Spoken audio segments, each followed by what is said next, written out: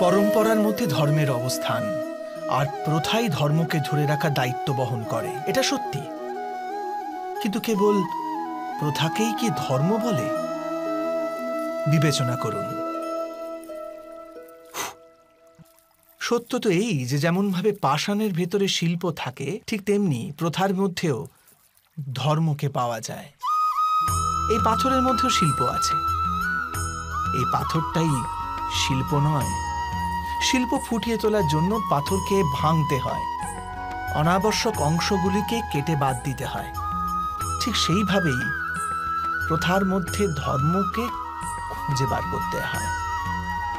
যেমনভাবে ইন্দ্র পূজার প্রথা ত্যাগ করে গোবর্ধন পূজার ধর্ম আরম্ভ না যদি হতো, যাদবেরাও তাদের মুক্তির পথ খুঁজে পেত না।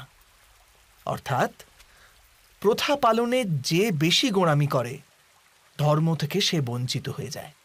আর পরম্পরার অন্ধ অনুকরণ যে করে, সেও প্রকৃত ধর্মপরায়ণ হতে পারে না।